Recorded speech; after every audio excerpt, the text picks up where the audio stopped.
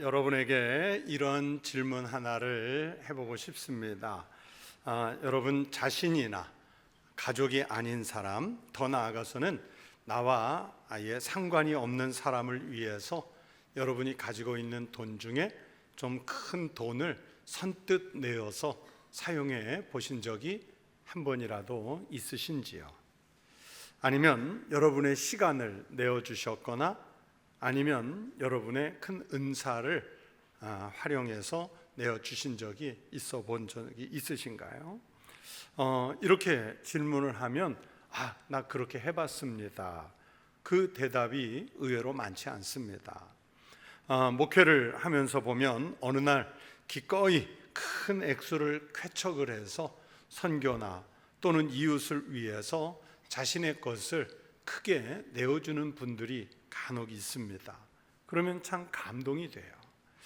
사실 우리는 나 자신을 위해 또는 범위를 조금 넓히면 가족이나 친지를 위해서는 기꺼이 재물을 사용하지만 나와 전혀 상관이 없는 사람을 위해서는 내 것을 선뜻 내어서 크게 사용한다는 것이 결코 쉽지 않습니다.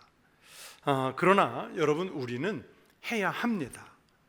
오늘날 교회의 부흥이 멈추었고 그리스도인들이 많은 지탄을 받는 큰 요인 중에 하나가 교회가 인색하고 또 그리스도인들이 인색하다는 소리를 듣는 데 있습니다. 제가 요즘 우리의 영적인 위기와 회복을 말씀드리고 있습니다. 예배가 위기를 맞았다. 예배를 회복해야 합니다. 하나님의 말씀이 위기를 맞았습니다. 하나님 말씀 경청하는 일에 우리가 회복을 해야 합니다. 이 말씀들을 드렸죠. 그러면서 그 동일선상에서 오늘 교회가 영적인 위기를 맞았고 또 구원선의 역할을 제대로 못하는 큰 이유 중에 하나가 이웃을 향해서 우리가 사랑을 베풀지 못하고 있다는 이 사실이 교회의 위기, 영적인 위기를 가져왔습니다. 한 부자 관리가 예수님을 찾아와서 이런 질문을 해요. 어떤 관리가 물어 이르되 선한 선생님이여, 내가 무엇을 하여야 영생을 얻으리이까? 이 질문에 예수님은 계명을 잘 지키라고 그랬고 그 관리는 자기는 어려서부터 계명들을 잘 지켰다고 대답을 했습니다. 그러자 예수님은 내게 아직도 한 가지 부족한 것이 있으니 내게 있는 것을 다 팔아 가난한 자들에게 주라. 그리하면 하늘에서 내게 보화가 있으리라. 그리고 와서 나를 따르라 말씀하셨습니다. 여러분, 예수님의 이 말씀에 부자 관리는 실망하면서 떠나가지요. 그 사람이 큰 부자이므로 이 말씀을 듣고 심히 근심하더라. 여러분, 예수님과 이 부자 관리의 대화를 성경 속에서 읽고 또 이렇게 말씀을 들으시면 무슨 생각이 나십니까? 예수를 제대로 믿으려면 내 재산을 다 내놓고 믿어야 하나 보다, 그런 생각이 드시나요? 여러분, 우리가 과연 그렇게 할 수 있습니까? 예수님의 이 말씀은 세상에서 살아야 할 우리에게 신앙이라는 것에 대해 너무 지나치게 가혹한 조건을 요구하시고 있는 것은 아닌가, 이런 생각은 안 듭니까? 그런데요, 여러분, 예수님과 이 부자 관리의 대화 속에는 신앙이 무엇인가라는 근본적인 답변이 있습니다. 예수님이 말씀하시려는 의도는 가지고 있는 재산을 나누어 주라 하는 의미도 있겠지만 더 근본적인 의도는 당신 이 관리의 마음이 어디에 있느냐 하는 것을 지적하시는 말씀입니다. 여러분, 이 관리의 생각의 방향 혹은 마음이 재물에 묶여 있기 때문에 자기가 계명도 잘 지키고 신앙생활 잘하는 것 같지만 그러나 근본적인 마음이 재물에 묶여 있기 때문에 거기서 벗어나라는 뜻입니다. 어디에 묶였느냐가 신앙에서 제일 중요한데 사실 많은 사람들이요, 예수를 믿는다, 교회 오래 다녔다 말하면서도요, 주님의 뜻보다는 세상적인 것들에 더 매여 있는 경우가 훨씬 많습니다. 성도 여러분, 우리가 믿는 예수님께서 지고 가신 십자가의 의미를 깊이 생각해 보신 적이 있으신지요? 예수님의 십자가가 여러분에게는 신앙적인 면에서 어떤 의미로 다가오고 있는지를 묻고 싶습니다. 예수님의 십자가가 갖는 최고의 의미는 다름 아니라 생명의 나눔입니다. 생명의 나눔. 우리가 죄를 지음으로 말미암아서 하나님과 우리의 관계가 틀어졌고 인간과 인간의 관계도 불신과 저주, 더 나아가 서로 원수를 맺는 관계로 전락해버리고 말았습니다. 그런데 예수님께서 우리에게 오셔서 십자가를 통해 죽으심으로 그분을 믿는 사람들에게는 하나님과 화해할 수 있고 이웃과 화해해서 우리가 전혀 새로운 삶을 살 수 있는 길을 십자가를 통해서 열어주셨어요. 예수님께서 그 십자가를 통해서 우리에게 주시고자 하신 것은 바로 생명입니다. 생명을 나누어 주시기 위해서 예수님은 십자가에서 먼저 자신의 생명을 던지시죠. 예수님께서 말씀하십니다. 나는 생명의 떡이니 내게 오는 자는 결코 줄이지 아니할 터이요 나를 믿는 자는 영원히 목마르지 아니하리라. 예수님은요 자신이 생명의 떡이 되시기 위해서 그렇게 십자가를 지셨대요. 그리고 우리는 십자가에서 달리신 예수님을 생명의 떡으로 받아야만 영원히 살 길을 얻게 됩니다. 영원한 생명을 받을 수 있는 유일한 길은 세상에 다른 것이 아니라 오직 예수 그리스도의 십자가 외에는 아무것도 없습니다. 그래서 우리가 예수님을 믿는다는 것은, 우리가 예수님이 지신 십자가를 믿는다는 것은 내가 예수님을 닮아서 이제 나도 생명을 나누는 삶을 살겠습니다 하는 다짐입니다. 우리가 예수를 믿는다고 하면서도 아직도 내 개인의 욕망만을 위해서만 살고 내 육신의 자랑과 이생의 자랑과 안목의 자랑만을 추구한다면 그 사람은 교회에 잘 등록된 교인은 될 수 있겠지만 아직 진정으로 거듭난 그리스도인은 못 되었다는 뜻입니다.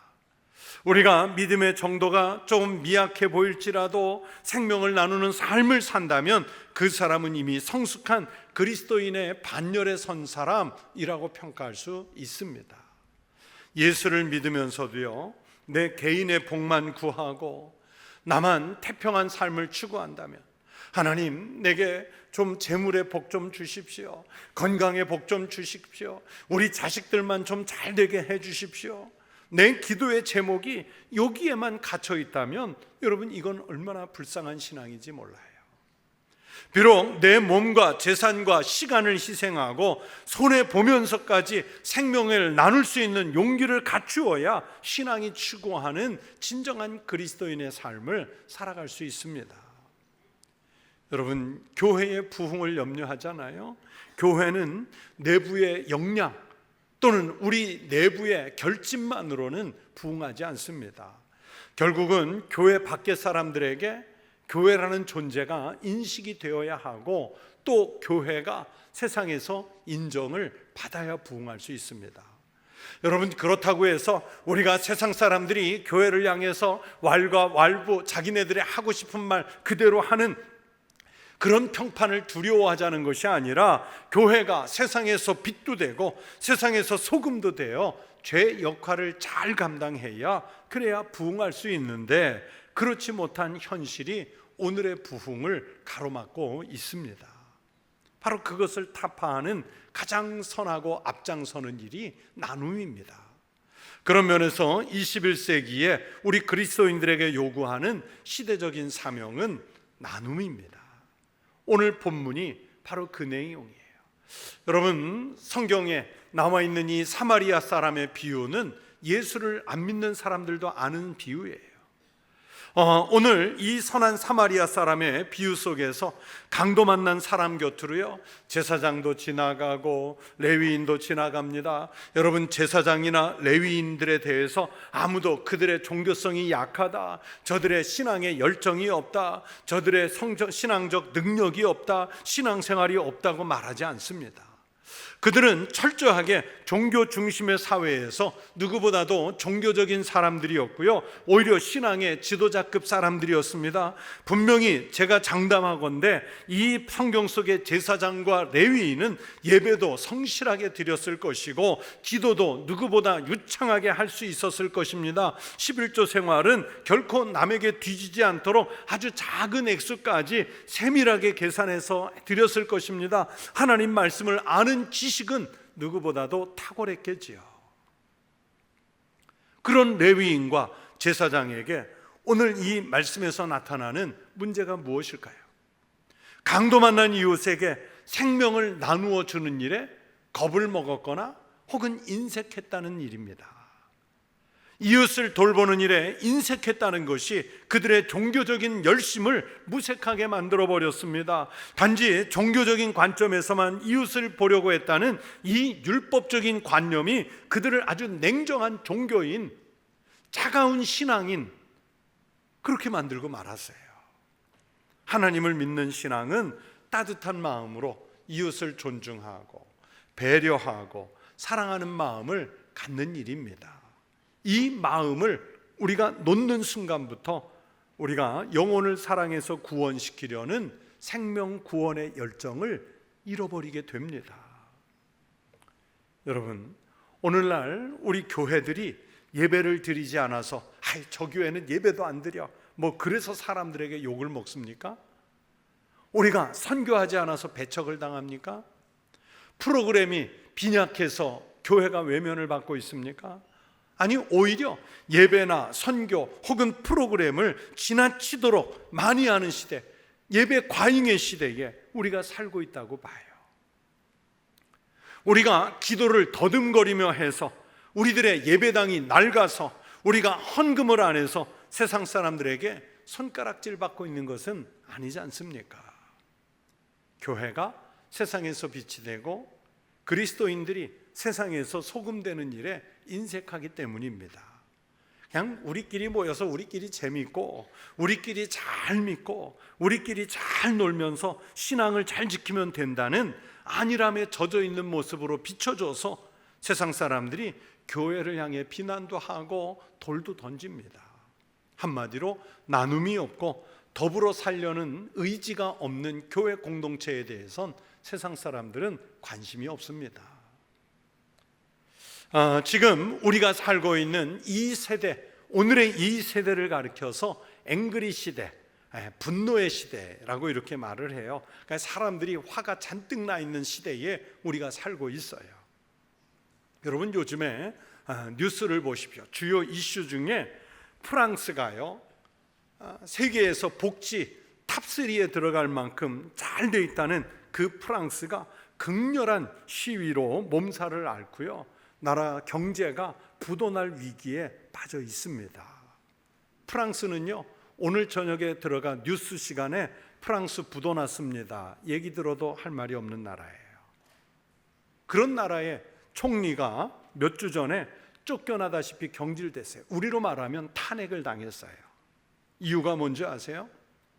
복지가 잘 돼 있다고 그랬죠.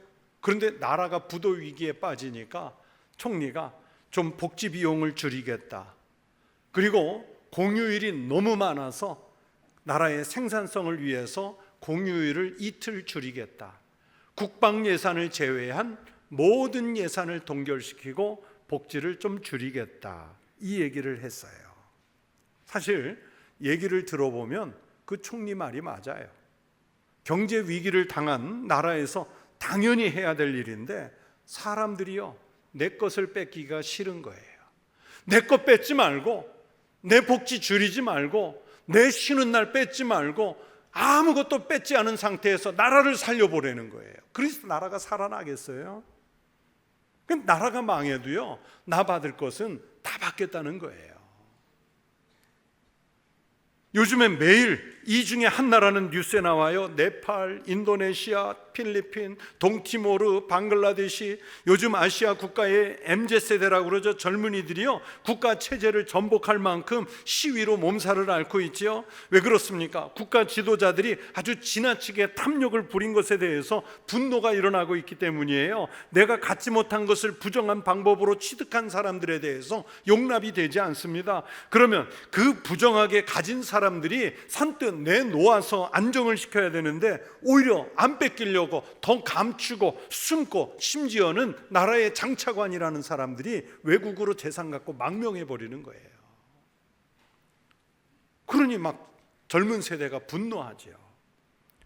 현대인들의 이 불행은 내가 갖지 못해서 불행한 것이 아니라 남이 나보다 더 가졌다는 사실에 분노하고, 또 정상적인 방법이 아닌 것으로 내가 뺏겼다고 생각하면 분이 일어나요. 남이 더 좋은 일자리, 돈, 권력을 갖고 불법적인 방법으로 자기들의 소유를 챙기려고 하면 거기에 대해서 분노를 하죠. 서로 가져가려는 사람들만 있고 나누려는 사람이 없기 때문에 더욱 화가 납니다. 그런데 심지어 교회마저도 나누려는 신앙의 정신을 잊어버리고 있기 때문에 사람들은 교회에 대해서도 화를 내는 거예요.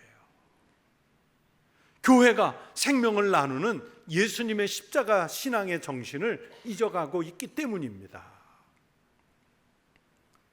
한 율법사가 예수님에게 묻기를, 많은 율법과 계명 중에서 어느 것이 가장 크냐 하고 그 경중을 따져서 물었어요. 예수님이 대답하십니다. 네 마음을 다하고 목숨을 다하고 뜻을 다하여 주 너의 하나님을 사랑하라 하셨으니 이것이 크고 첫째 되는 계명이요 둘째도 그와 같으니 내 이웃을 내 자신같이 사랑하라 하셨으니 이 두 계명이 온 율법과 선지자의 강령이니라. 마태복음 22장 37절 이하의 이 말씀에서 제가 주목해 본 것은 이 말씀입니다. 예수님은 아주 분명하게 하나님을 사랑하는 것과 똑같은 비중으로, 그래서 둘째도 그와 같으니, 즉 하나님 사랑과 이웃 사랑은 동일한 것이라는 것을 말씀해 주셨어요. 남녀를 구분하지 않고, 빈부를 차별하지 않고, 신분을 나누지 않고 누구에게나 그리스도 예수의 마음을 가지고 사랑할 때, 즉 십자가의 생명을 나눌 때 비로소 교회가 천국의 모습을 갖출 수 있다는 것을 그 예수님이 계명을 통해서 말씀하시고 있습니다. 그런 면에서 오늘 이 성경 본문 말씀 속에 사마리아 사람, 이분은 우리가 추구해야 되는 교회의 모습이고요, 우리 그리스도인들이 갖추어야 할 모습입니다. 여러분, 이 성경 말씀 속에 사마리아 사람의 신분을 마음으로 그려보십시오. 아주 지독하리만큼 철저하게 종교적인 그 사회 이스라엘에서 사마리아 사람은 이방인보다 못한, 아주 개취급당하는 인종이잖아요.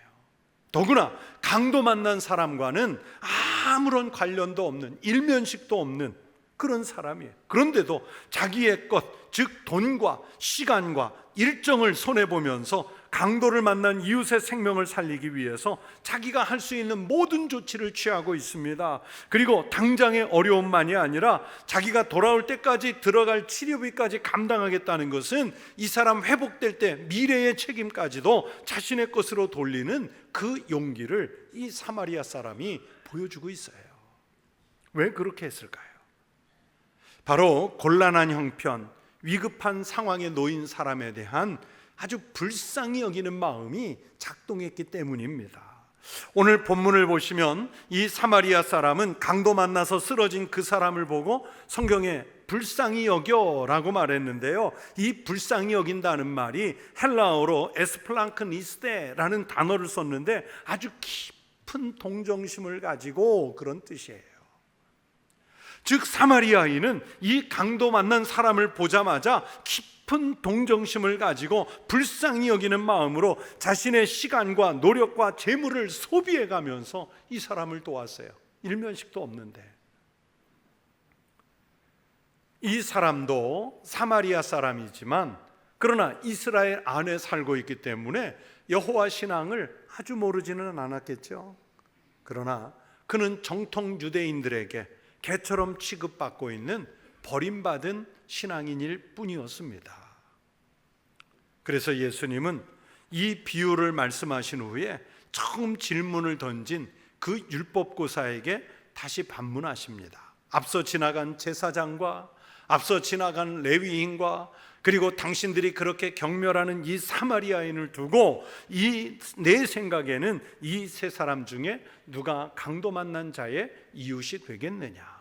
예수님의 질문에 율법사도 할 수 없이 자비를 베푼 자, 즉 사마리아 사람이 강도 만난 자의 이웃이라고 대답합니다. 유대인 율법사로서 사마리아 사람이 강도 만난 자의 이웃이라고 하는 이 대답이 자존심 상하는 문제겠지만 그래도 자비를 베푼 자가 이웃이 되는 걸 어떡하겠습니까? 그래서 자비를 베푼 자가 이웃이라고 자기도 대답을 해요. 이 율법사의 대답을 듣는 대로 예수님은요 그에게 말하죠. 너도 가서 이와 같이 하라. 분명히 예수님과 대화를 시작할 때 처음 질문 속에는 누가 내 이웃입니까? 하고 자기의 이웃이 누구냐고 물었는데 예수님은 너도 가서 이와 같이 하라는 건 네가 나가서 이제부터는 어려움 당한 사람들의 이웃이 되주라고 말씀하시잖아요. 말씀에 반전이 일어났어요. 그래서 예수님의 이 명령 속에는 믿음을 통해 결론 내린 신앙의 방법을 실천하라는 명령이 들어 있습니다. 율법적으로 종교적으로 열심만 있어서 알고 있는 신앙의 지식이 아니라 믿고 있는 그 신앙을 행동으로 옮기라는 명령이 이 말씀 속에 들어 있습니다.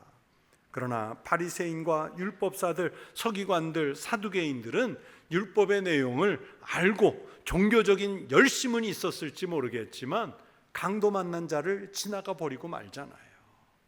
그래서 그들의 믿음 없는 행동을 질책하시는 말씀이기도 합니다. 오늘 성경 말씀 속에 사마리아인은 율법사도 이웃이라고 인정할 수밖에 행동했고 예수님은 지금까지 아무도 존경하거나 접촉할 대상이라고 생각하지도 않았던 이 사마리아인을 본받아서 너도 가서 이와 같이 하라 말씀하셨습니다. 여러분, 이 말씀 속의 사마리아 사람은 단순히 자비를 베푼 것이 아니라 생명도 나누어 주었고요, 유대인과 이방인이 함께 살 수 있는 모델을 보여주었습니다. 바로 그분이 교회와 성도들의 모델을 만들었어요. 여러분, 우리는 우리끼리 예배하고 흩어지고 우리끼리 교제하고 우리끼리만 함께 살아간다면 이건 교회라기보단 유람선이에요. 유람선. 이웃에게 생명을 나누어 주고 죽어가는 사람들을 건져내서 살려주는 그 구원선의 역할을 감당해야 교회가 바른 교회가 될 줄로 믿습니다. 그런 믿음의 마음을 갖고 새로운 사명을 감당하는 우리 청북교회가 되고 우리 성도들이 되시기를 축원합니다. 그런 면에서 성경 속의 삭개오, 여러분 세리장 삭개오 완전히 초신자잖아요. 그런데 이 삭개오라는 인물은 예수님의 의도를 정확하게 짚은 그리스도인이라고 말할 수 있습니다. 삭개오는요, 예수님을 영접하자마자, 즉 초신자가 되자마자 이렇게 말합니다. 삭개오가 서서 주께 여짜오되 주여 보시옵소서, 내 소유의 절반을 가난한 자들에게 주겠사오며 만일 누구의 것을 속여 빼앗은 일이 있으면 내 갑절이나 갚겠나이다.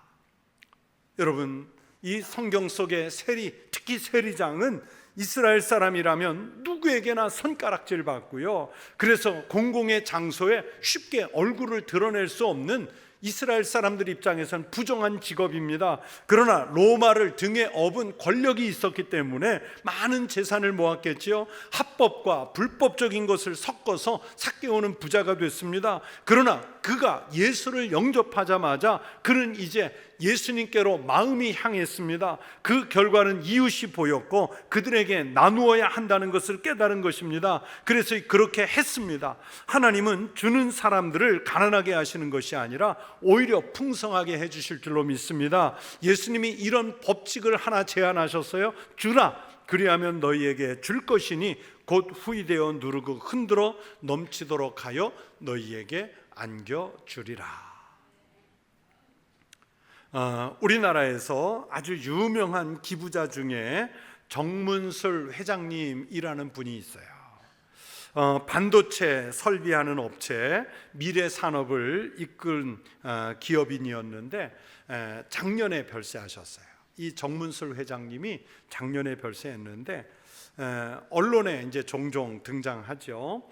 이분이 카이스트에만 평생 기부한 사재가 500억 원이 넘습니다.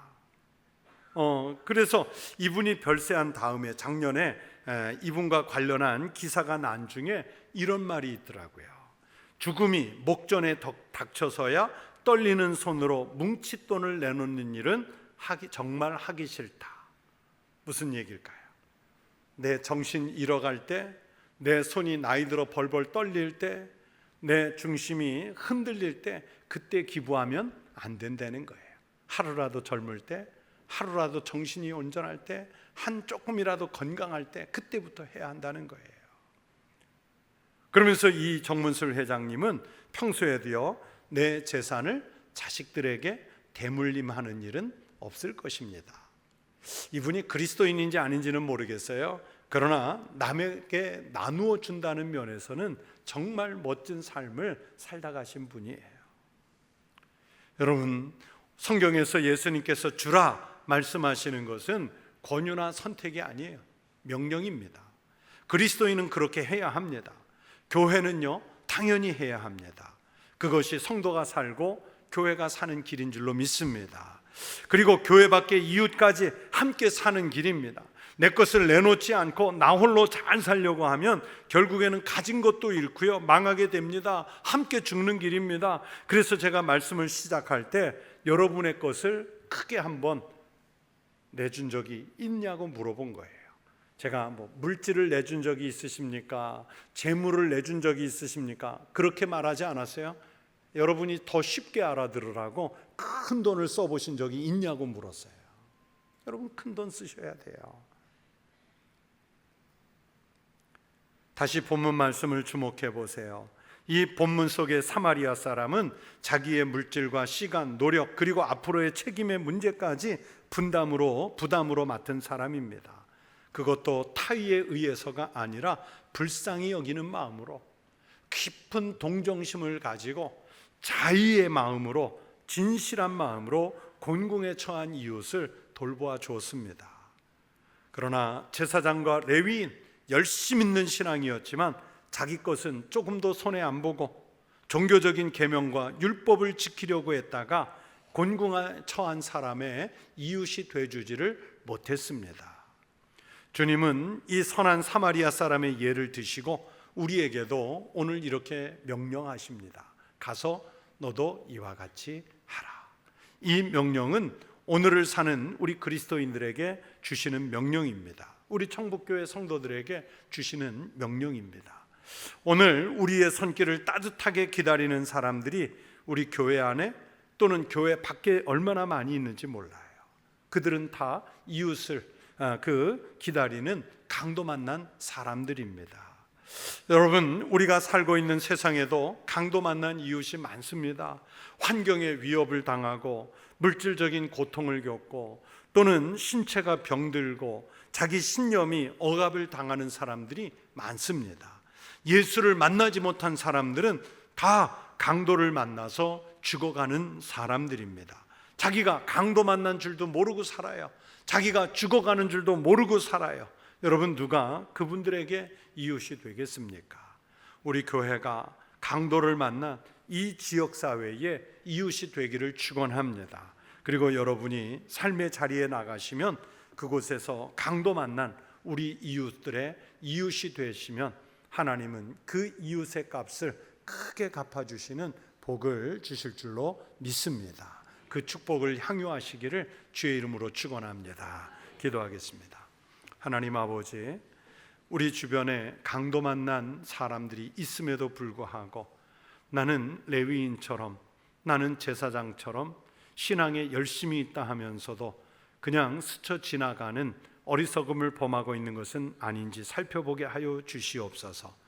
나의 생명도 살고 죽어가던 이웃의 생명도 살리는 그런 성실한 그리스도인으로 착한 사마리아인처럼 우리도 가서 그와 같이 행하는 삶을 살아가게 하여 주시옵소서. 예수님 이름으로 기도드리옵나이다. 아멘.